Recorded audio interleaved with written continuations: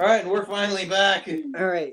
Blame me on this one. Blame me 100% on this one. Sorry for the delay. Blame me. I had my girlfriend moving in, and for the past couple of weekends, we've been trying to put everything away, but it's just been it's been a pain in the ass. Yeah.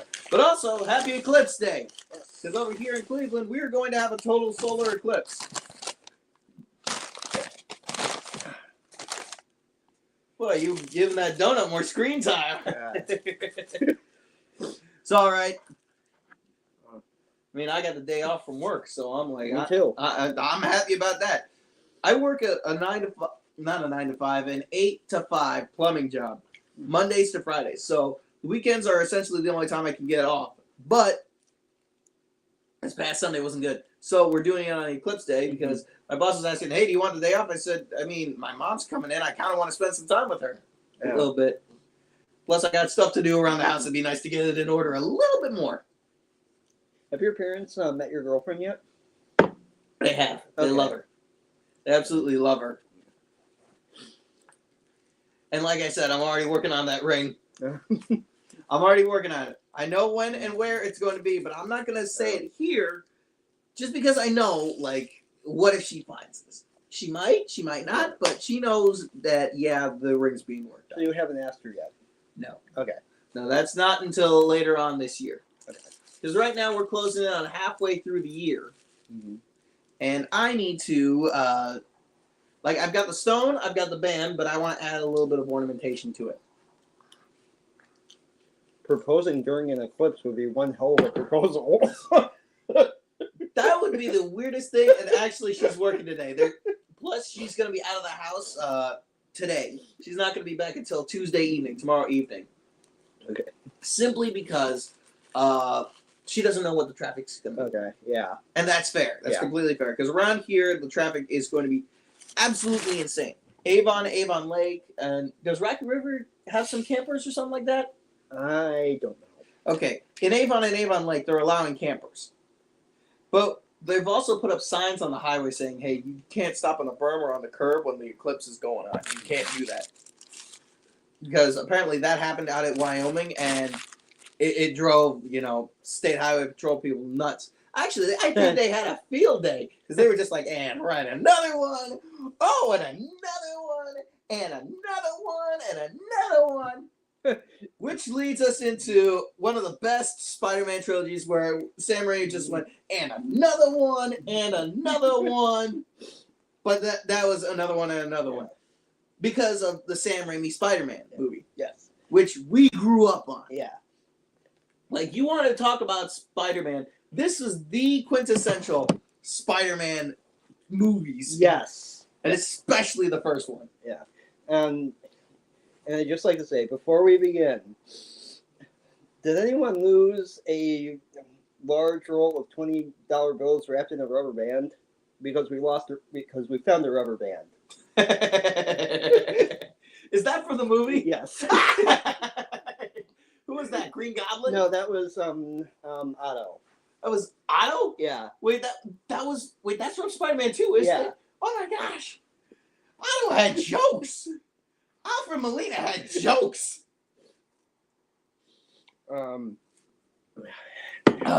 Excuse me. But anyways, we can't talk. Essentially, the Spider-Man trilogy is one of the best Spider-Man trilogies out there. Yes. I would put it, honestly... It's up there with the original X-Men. Mm-hmm. Yes. I would say, X-Men walked so Spider-Man could run. Easily. I still... Believe it or not, I still have two of my favorite Marvel movies at the turn of the century, 1999 and 2000. They are the original X-Men, the Sam Raimi Spider-Man, and Blade. I have those three on VHS, and they're essentially, for me, I'm like, these are the Marvel movies to watch. Like, the best ones when they were standalones. Now, when they became when it was like, oh, we're bringing in the MCU. That's awesome. But I still have those three because I say they're the best ones. Yes. Because, I mean, Hugh Jackman fucking sprung from X-Men, which it gave him his career.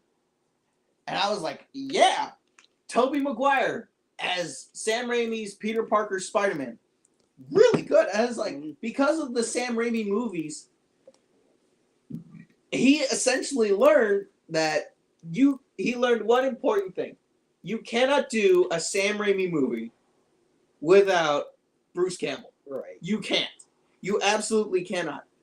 And there was talks of a Spider-Man 4. I think they're still they're deciding on it, but it might be a little too late. It might be a little bit too late. Because the reality is, the Sam Raimi Spider-Man movies ended with the end of Spider-Man 3.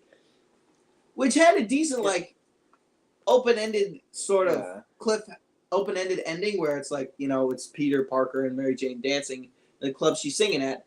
But it feels a bit, bittersweet. It does, but it also feels like there could be more there. However, I think it's best to leave that alone because in the newest Spider-Man movie, they say, we're making it work. Which provides that ending that some of us needed and wanted. Yeah. But anyways, we wouldn't have Spider-Man 2 or 3 without the original Sam Raimi Spider-Man. Which, that costume, even in other Spider-Man games, we want to wear that costume. Yeah. It's iconic. It easily is. It is the most iconic suit. Now, granted, the Amazing Spider-Man suit, awesome.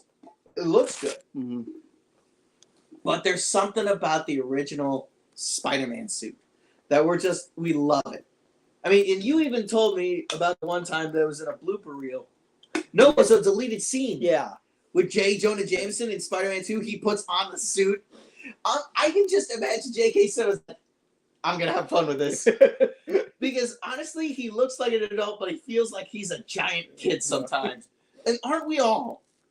And that's what these movies are. They remind me of do they remind you of a time when it was like, all we had to worry about was school? And then when it came out, I was begging, hardcore begging to see this in theaters. I think it was my first Marvel movie in theaters that I saw. I think mine too. Like, I was hardcore begging my mom, and I wanted to see it with my cousin Joel. Because this movie had us get along because we both loved Spider-Man. Because when he was growing up, he didn't have the Spider-Man movies. He was already a young adult, or an adult when the Sam Raimi Spider-Man movie came out. But he had the comics, the original comics from when he started reading them in the 80s. Because of Spider-Man comics, his reading level excelled. My aunt has told me this. I'm like, that is freaking awesome. Like, he's learning all these bigger words, and because of the comics. And to me, those comics reflected the time when it's like, when it was very much a superhero movie, aimed for kids, but didn't treat kids like kids. Right. It treated them like adults. And this is a time period when the Justice League cartoon, Batman Adventures, Batman Beyond, where shows, they were marketed towards kids, but they're like, these kids are smart. So treat them like miniature adults. Don't treat them like kids. Like, oh, everything works out in the end. Sometimes it doesn't work out. Good example. I will never forget when Peter Parker, he's beating up Norman Osborn. And Norman's asking him as a ploy with the glider getting settled, it's like, be a son to me now. And Peter says, I had a father. His name is Ben Parker. And Willem Dafoe's Norman Osborn goes, Godspeed, Spider-Man. And it just pans back. Glider blades come out, jumps back, boom. Like, it doesn't work out all the time because you hear Norman Osborn go, oh, boom, impaled on the rock. Yeah. And I think what separates these movies from any other iteration of the character is not only are they the only ones to actually get the superhero formula right. Yes.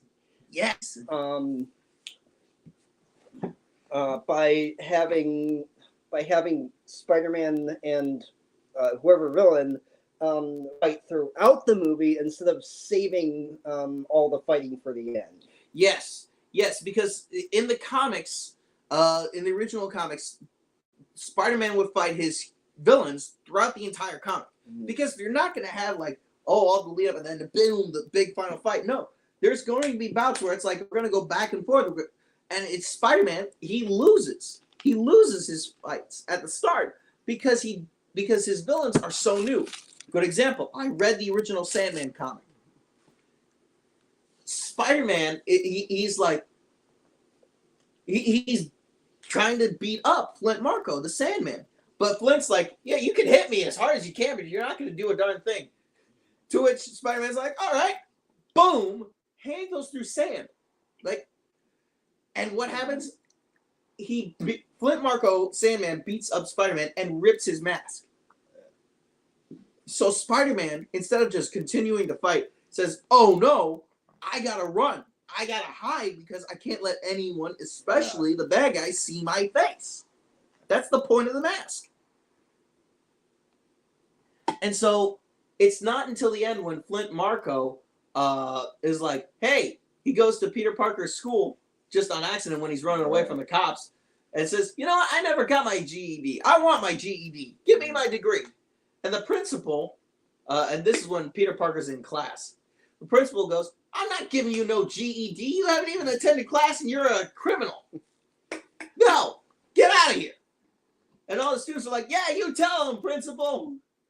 And as Flint Marko's winding up to beat up the principal, Spider-Man comes through and is like, hey, Sandy, let's have some fun.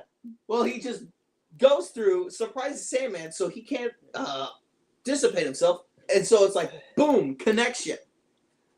And honestly, the Sam Raimi Spider-Man movies, they take that formula and they make it so that it's like you're fighting throughout. And each time, the villain and the hero are learning about each other. Mm-hmm. They're learning who they are, what the weakness is, what their strengths are. Yeah. Not to mention, like, there are so many good lines in that movie. Oh my god. So many good lines. Itsy bitsy spider, the water spout. Down came the goblin, wash the spider out. Like, that line just is in my head permanently. It's so good. Or even the one that's like, what? You can't do this to me. Do you know how much I sacrificed? And even the Green Goblin showing up to these execs meeting for a parade, it goes, out am I? Which is like a big old hint. They nailed the casting on these movies. Oh my god, Willem Dafoe as Green Goblin is fantastic. Absolutely fantastic. It's pitch perfect. Alfred Molina as Dr. Octopus. Otto Octavius done phenomenally well. Topher Grace as Eddie Brock. Okay, he was a good Eddie Brock, but not a good Venom. No. I think he was a good Eddie Brock, but in terms of Venom, it felt like there was a little bit restrained. Yeah. Like that, like for Venom, there has to be an anger and rage, like focused solely on Peter Parker and Spider-Man. And then finding out, oh, they're the same. That's what makes Venom so much a deadly villain, is that Spider-Man's spider sense can't pick him up. Cannot pick him up. Yeah. Yeah. And then Thomas Hayden Church as Sandman. He was done well, but his Flint Marko was different. I will give him credit for doing something different, which is that he broke out of prison to see his daughter. Yeah. And then he stumbles upon the experiment that turns him into Sandman. In the comics, he breaks out of prison and stumbles upon the experiment and becomes Sandman. In the movies, he breaks out to see his daughter. Yeah. Yeah. Does he have a daughter in the comics? He does not. Okay. He does not. That one is purely Sam Raimi's touch. Okay, because I know that in Spider-Man 2, the PS5 game, he has a daughter there as well. Yeah, they're drawing inspiration from the movie there.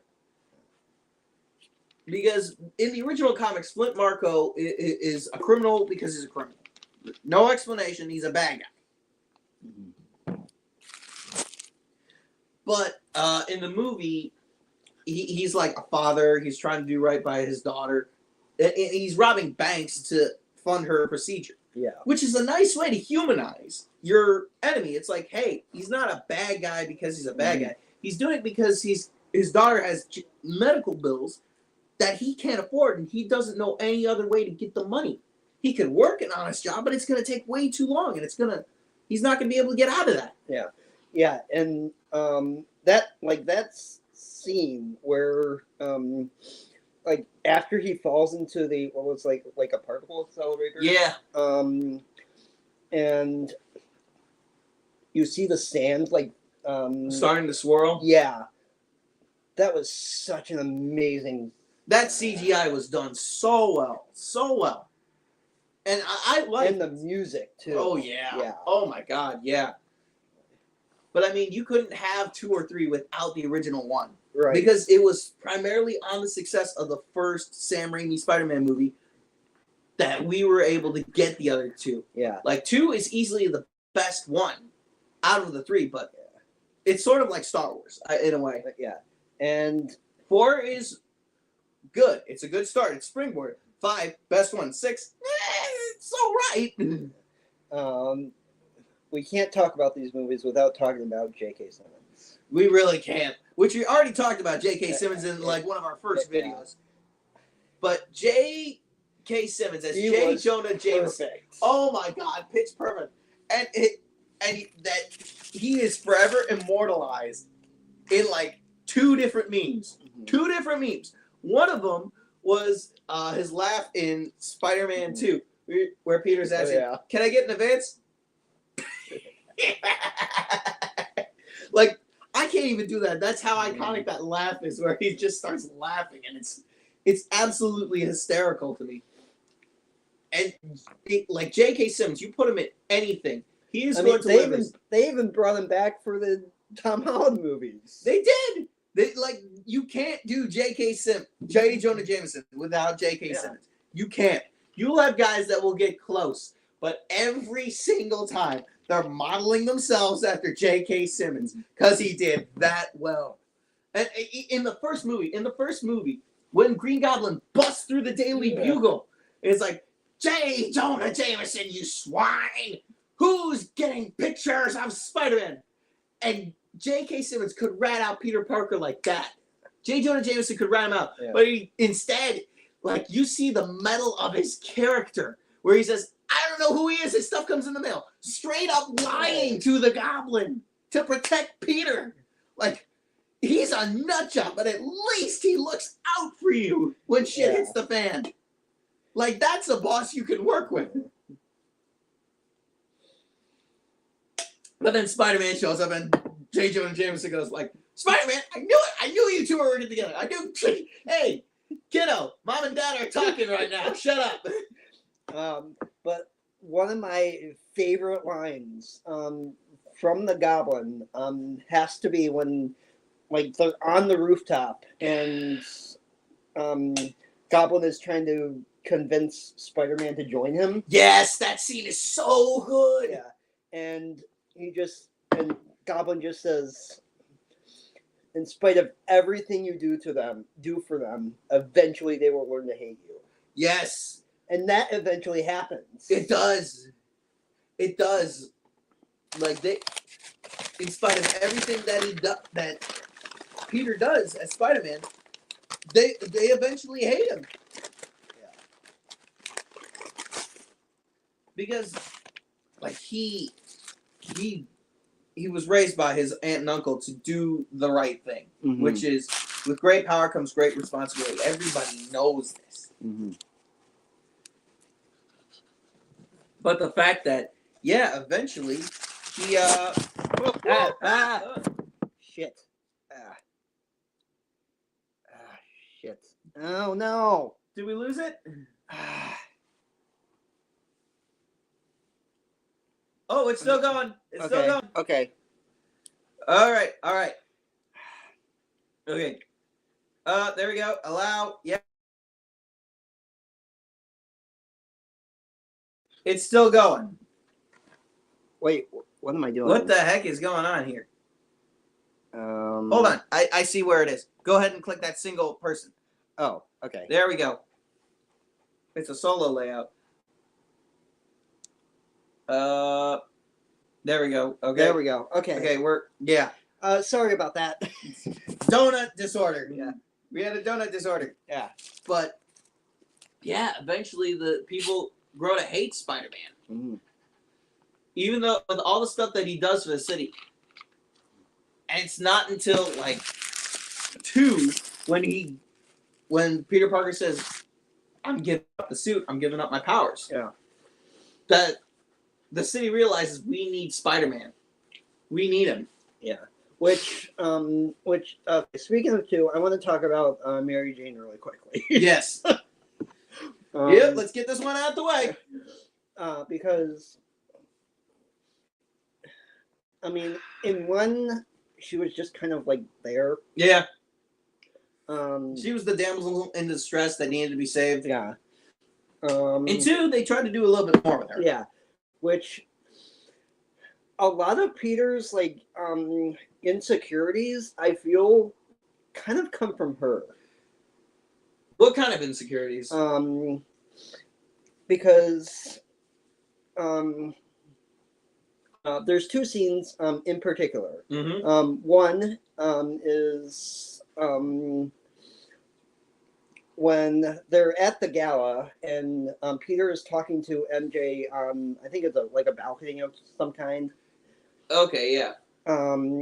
And she's rattling off about how many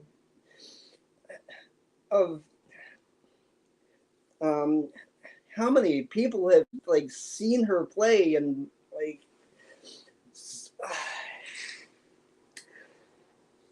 so because you're friends, he now has an obligation to like go see her play. Like, I mean, it's like, you should go see my play because we're friends. I'm like, are you friends or are you more than that? That's the question I need to figure out. But and then there's a scene where he finally does see the play, and they're walking down the street, and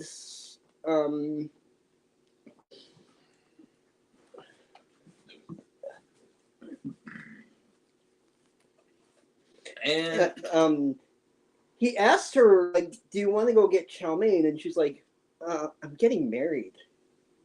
I'm like, what? What does... what the heck? He goes to see her play and you're like, I'm getting married. Okay, so you just basically friend zone him and he's like, hey, you want to grab a bite to eat? I'm getting married.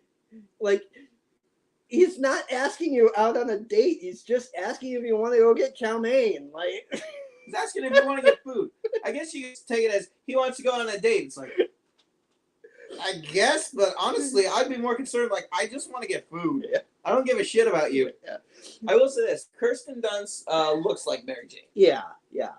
And she acted like her as well. Yeah.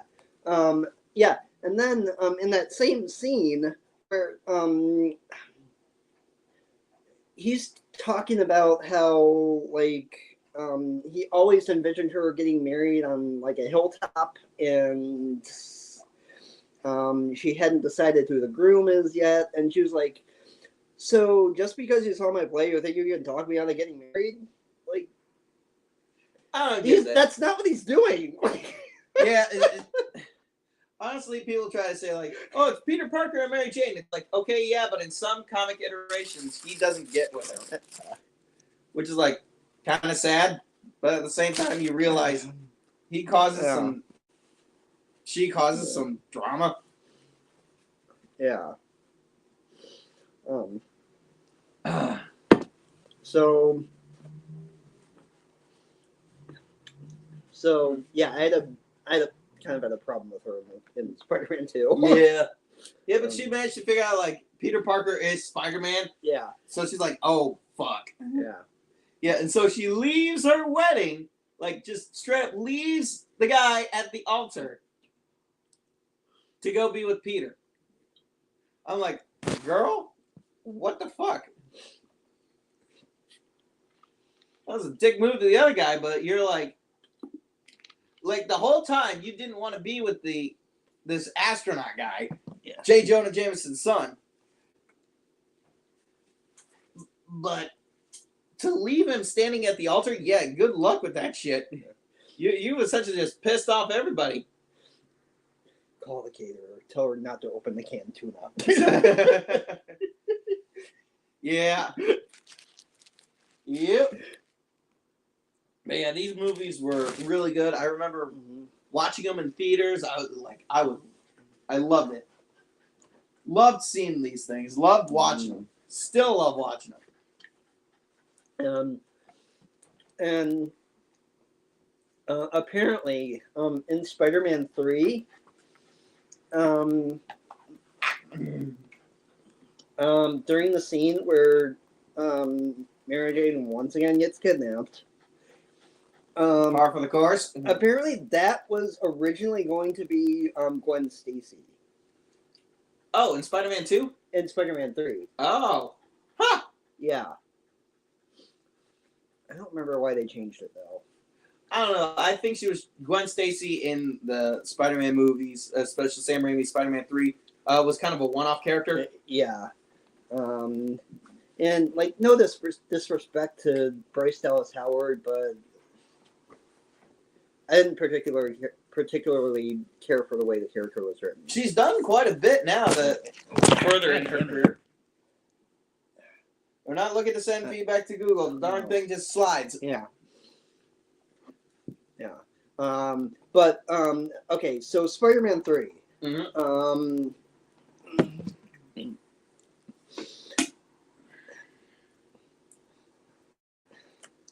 Was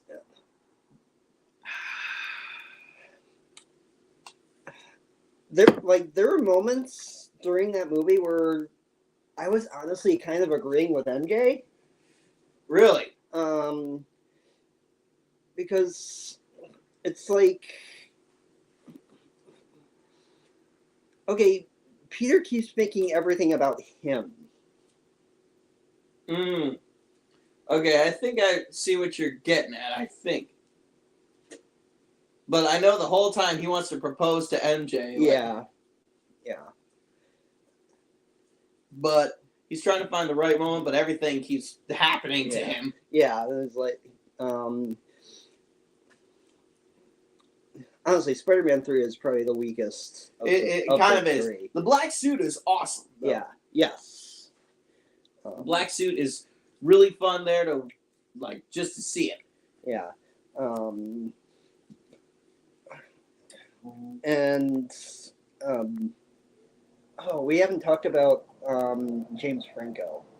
Yeah, James Franco's Harry Osborn. Yeah. It was good. It was good as Harry. Yeah. But really the villains are the standouts. Yeah. In these movies. Yeah, the big villains. Like, James Franco's Harry Osborn is sort of like a angsty kid or something like that. Like, his dad's murdered and he thinks Spider-Man did it. It's not until 3 he realizes that his dad killed himself. Yeah. For trying to kill Spider-Man. Yeah. Which his butler is the one who tells him. Yeah. And it's like, okay, why did you wait so long? Yeah, why did you wait 2 whole movies to tell him this? You could have told him, like, after the end of 1, but before the beginning of 2. Like, just dumb shit. Just straight up dumb shit. Yeah. And apparently, like, I didn't know this, but apparently, the actor who plays the butler, Yeah. was Rance Howard. Oh, Yeah. Rance Howard. Ron Howard's father. Oh, Ron Howard's dad. Wow. Yeah. Dang. Dang, that's nuts. Yeah. Wait, does that mean Bryce Dallas? Shit. Bryce Dallas Howard is the granddaughter. Yeah. Fuck. That's nuts. That's nuts to think about. Yeah. There was one thing I wanted to mention and I can't remember what it was. Honestly, it was that The one thing I liked, especially in 2, was that that train fight. the train fight was awesome. It was like the dog going after your donut. Yeah. Just the train fight was really good. But I especially enjoyed when Otto Octavius finds out that Spider-Man is Peter Parker, and he regains control of his arms in the end. Yeah. Oh, the thing with the train fights is like I felt the Jesus symbolism was a little bit much. Yeah, very much so. Very much so. Like, it was just a lot there. To the point where I was like, dude, really?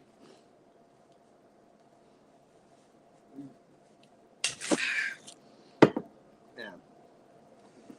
Oh, Yeah. but these movies, they still hold up to the testament of time as one of the best Spider-Man movies today. I mean, Andrew Garfield's gets close, and Tom Holland's gets a little bit closer.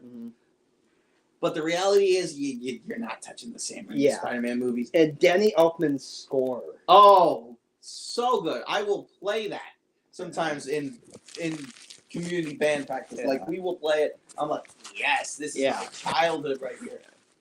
Yeah. The only thing that I think comes close to that is Michael Giacchino's score in the Holland movies. Yes, it does. Yeah. And I will say, the organic webbing that they did for Tobey Maguire's Spider-Man was great. I liked how they did the web cartridges, like, for the other two guys, but because it made for such an interesting dynamic when all three of them met. Like, you guys need webbing? Like, yeah, don't you? Boom! What the? Does that come out of you? I just do it. And they're all looking at his wrist like, oh my god. Yeah. And you know that the tray scene in the first movie? Yeah. There was no CGI involved in that. Yeah, it was all wires, wasn't it? It was freaking great. No, I think Toby did that on his own. Yeah, where he's catching everything? Yeah. Yeah. Yeah. Yeah, he had to practice that shit. Yeah. And I gotta say, it's kind of awkward when you got like 30-year-olds pretending to be in high school. I'm like, dude, you look like you should not be in high school. Yeah. But that was the time. That was the time period. We just accepted that. Oh, because I was in like middle school. I thought, man, I'm gonna have like such an insane growth spurt. I'm gonna look like a fully grown adult when I get to high school. That didn't happen. I didn't look like this until I was in my late 20s. Yeah. And I know a lot of people have complained that he doesn't like quip as much. Yeah, that's the thing. The quips are there. They are, but they're not. There's not enough of them. Because the thing with Spider-Man is that he annoys his villains. Yeah. So he quips constantly throughout their battles because he likes to annoy them. Because he's not just fighting them physically; he's fighting them verbally. Yeah. I would say, like, the PS4 Spider-Man movie, or game did it right. It absolutely did it right with the original suit power. Yeah. Which is just, like, quips and insults just to piss off everybody, which is great. And I wanted to see that more. Because the closest that we got to in the first Sam Raimi Spider-Man movie for a quip was, "It's you who's out of your mind, who's out, Gobby, out of your mind." I'm like, that's supposed to be a quip? What the hell? But to be fair, they wanted to focus on you couldn't exactly focus on dialogue and action. Yeah. It's kind of hard to do. The two. Yeah. But to see That's the a nice clipping done. That's a nice dress. Did your husband make it for you? That was actually a great quip. That was fantastic. What are you doing up there? Staying away from you. That's a nice dress. Did your husband make that for you? That one that had everybody laughing in the theaters. Like, it was great. It's like, okay, he can quip. But that was it. That was the only one that we heard. And it was just like, come on, dude. You can do better. But as the iterations went on, they increased the quippage and the quipping. Yeah. And the closest one to the quipping Spider-Man was Andrew Garfield's. Where in the first Amazing Spider-Man movie, he's like, "What? Why are you wearing a mask?" It's like, see, people just don't get it. It's like always with the mask. I'm like, oh my god, he broke the fourth wall. Like that shit was just so good. It was so fun to me. Because even in comics, Spider-Man quips, like he roasts and annoys them. Like when it goes from Superior Spider-Man to where it's Otto Octavius who's taking over Peter's body, to when Peter comes back because Otto's like, I can't beat this guy. And the Green Goblin knows who Spider-Man is and knows his personality. Yeah. They're arch enemies. They know each other so well. And it's not until Otto says, hey, I'm going to go now. You should have your body back. Where Peter takes over again and he roasts Goblin. He's like, oh, look at that cute little dress of yours. And look, it comes complete with a handbag. And you just see Goblin freeze for a whole frame. And the next panel he goes, you. Guess who's back? Oh, we gotta talk. That stuff is like, yes, that's what I like about Spider-Man. We gotta talk about Aunt May. Aunt May in these ones, she's like the sweet little old lady, the sweet grandma. But in 2, she can kick some ass. And she will tell you, she went, shame on you, and just smacked Otto with a purse. I was like, yeah, May! Yeah, like that scene in the house where Peter tells Aunt May that he's responsible for Uncle Ben's death was extremely powerful. Yeah. Because doesn't she forgive him or something like that? Yeah. Like, he was a kid. Yeah. Which she may forgive him, but he's not going to forgive himself because it's part of what made him him. Yeah. The sad thing is, like, even in like Sam Raimi's Spider-Man and Mark Webb's Spider-Man, they had Uncle Ben dying and passing on that message. Because that's what it was. I don't think they did that. They didn't do that until Spider-Man No Way Home. Yeah. And it was Aunt May that died. I'm like, wait a minute, what the fuck? Where's Ben? Yeah. And then there's that other scene where like she's selling the house. Yeah. And that was another great scene. Yeah. And all of this to say, we would not have these great Spider-Man movies if it weren't for Sam Raimi's Spider-Man trilogy. I mean, look at it. The original Sam Raimi Spider-Man trilogy did great. The Mark Webb Amazing Spider-Man movies did great too. And the Tom Holland Spider-Man movies, along with the animated Spider-Verse movies. Yeah. And unfortunately, what is it? Beyond the Spider-Verse has been delayed indefinitely. I mean, I'm kind of upset about that. But what's even more upsetting is that on Twitter, there are these still images of a Batman Beyond movie done in the style of the Spider-Verse. And everyone's like, are you freaking kidding me? You would have landed a jackpot. Yeah. But we got the Spider-Verse movies, which are pretty good. They're really good. I enjoyed them. I went to see, Into the Spider-Verse numerous times. Saw Across the Spider-Verse a couple times because it was fun. Yeah.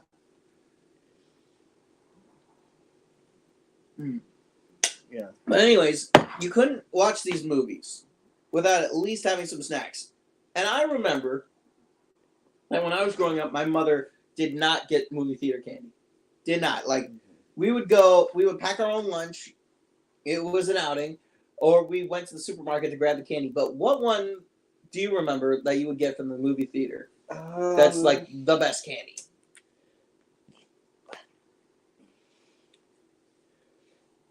See, I don't know, because like now I hardly even like get anything when I go to the theater. I like to go eat before I see the movie. So. Because, I mean, the prices are just astronomical. Yeah. They're and you work in a movie theater. Yeah. Which is weird. Like, you don't get, like, a discount or a free meal? No. That is weird. I'm sorry. Yeah.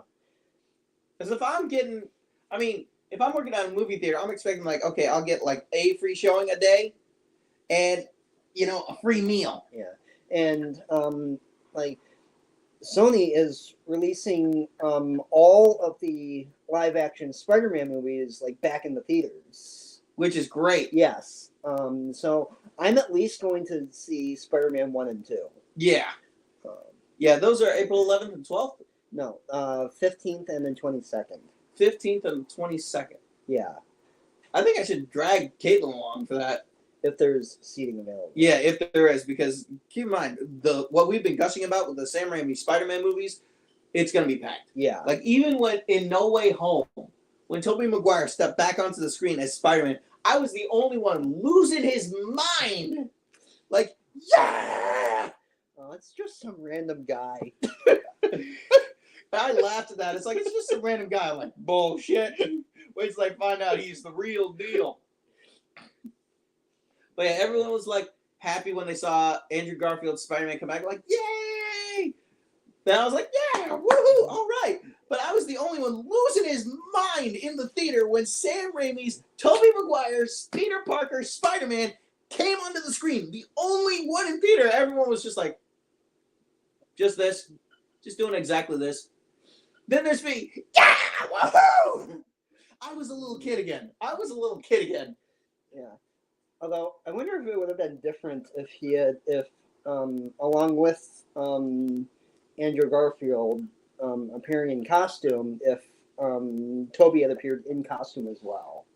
That would have been awesome. But at the same time, I like that he just stepped out and he looked like some random dude. Yeah.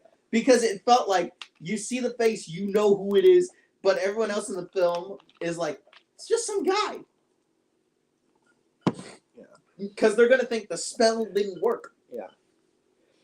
But let's see. My favorite movie theater candy that I will still get is going to be the peanut M&Ms. Okay. Like, easily, the peanut M&Ms. I would get, like, what was it? I'd get the gummy worms, but I realized it's cheaper to get the movie theater candy from the supermarket because they'll have it in the box. Yeah. And it's like $1 a piece versus like $6-7 at the movie theater, right? Yeah. I remember my theater used to have this like Reese's like snack mix. Oh.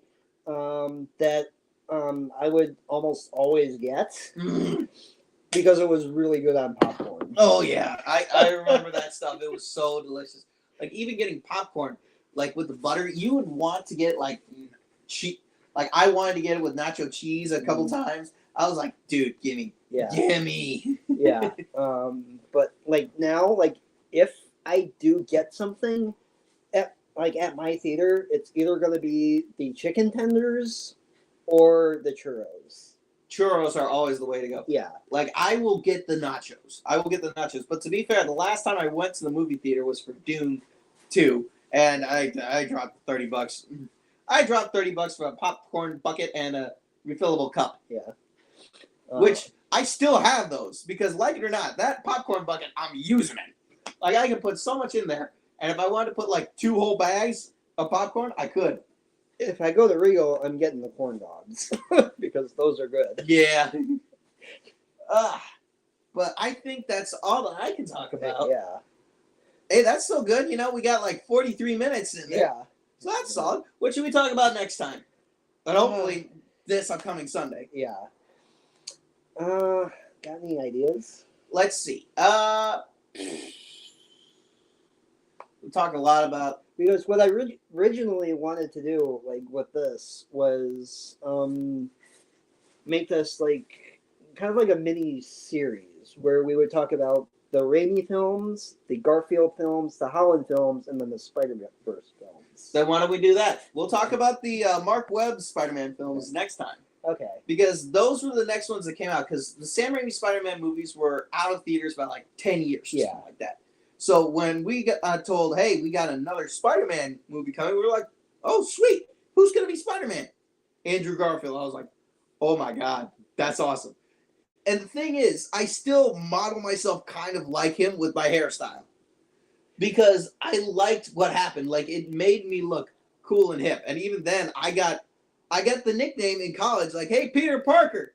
It's like, what? Yeah. You look like Andrew Garfield's Peter Parker. Oh, one more thing I want to mention is I know last time we talked about how Mrs. Doubtfire should be in the National Film Registry. It is, I think. It's not. I checked. It's not. What the? Yeah. There are at least 4 movies I can think of that should be in the National Film Registry. The first Harry Potter. Yeah, definitely. Elf. Mm-hmm. Mrs. Doubtfire. Yep. And Spider-Man. Yeah, I can agree with all of those. Yeah. Like, they absolutely should. Like, yeah, you might say, oh, they're not culturally significant. Okay, one of them is a Christmas classic. Mm-hmm. That's culturally significant. Yeah. 2, you got one that is an Oscar winner for Robin Williams. Mm-hmm. That should be in there, no doubt. Yeah. 3, there was Sam Raimi Spider-Man. What was the other one? Harry Potter. Harry Potter. You got one that launched a whole franchise. Yeah. Yeah. Right, and added to cultural significance. That should be in there. Yeah. And Say what Spider-Man. Say what you want. Marvel movies, for God's sakes. Say what you want about J.K. Rowling, but you can't deny launched a generation. She launched a generation's worth of material that we're still going to read to this day. Yeah. I mean, shoot, I played through Hogwarts Legacy. I bought it not because her name is attached to it. Her name's not even attached to it. But I like Harry Potter. And I wanted to experience Hogwarts myself. Yeah. Shoot, I sorted myself into... I got sorted into Hufflepuff on my first playthrough. Now, let me tell you, it was fun. It was so much fun playing the game. Like, I had even Caitlin playing the game. And she was like, well, isn't it disrespectful to trans? It's like, there's a trans witch wizard in the game, and they treat it very respectfully. Yeah. What's the problem here? She plays it herself. There's nothing wrong with it. It's like, exactly. Yeah. It's just a good video game. So people losing their shit saying, oh, it's a bad game. It treats trans like horrible things. Like, no, it doesn't. Like, you're losing your shit over nothing. Yeah. That's why it boomed in so much sales, because people are saying, oh, well, it's bad, it's bad. People bought it anyways because you can't tell people what they can and can't play. Yeah, like I understand like not liking J.K. Rowling as a person, because of everything she said. Yeah, I get it. Yeah, but you can't deny the impact that she has had. Yeah, and I think she's even donated to like some of her money to like women's shelters or something like that. Something to help women out, because that's who she's standing up for. And in all honesty, that's the reason why Hogwarts Legacy ended up getting some hate that eventually just died out instantly. Same thing, and the other thing is Helldivers 2. I've been playing that game so much. We just beat the automatons. We just beat the the robots. And this game is basically a slap in the face to so many big budget studios like AAA Gaming. Warner Brothers recently released Suicide Squad. You could get the deluxe edition for $100. Regular edition for Helldivers 2, $40. And the game is so much fun. It's so much fun to play. Like, I went exclusively to play the bots, but occasionally jump to the bugs. The bots are fun. Too bad they're wiped out now. But now it's just the bugs that are left. I'm like, okay, let's have some fun. I didn't realize how much of a pain the bugs were. Yeah. Like, this whole game is a farcical parody of, like, military culture. It's sort of like Starship Troopers, if Starship Troopers was a really good video game. And for $40, do you have any idea what kind of game is this good for $40? Hard to find, but it's fun. Anyways, we're going to talk about the Mark Webb Spider-Man movies next time. Yes. So be sure to like, comment, subscribe, tell us what your thoughts are, and we will see everybody in the next video. All right, bye. Bye.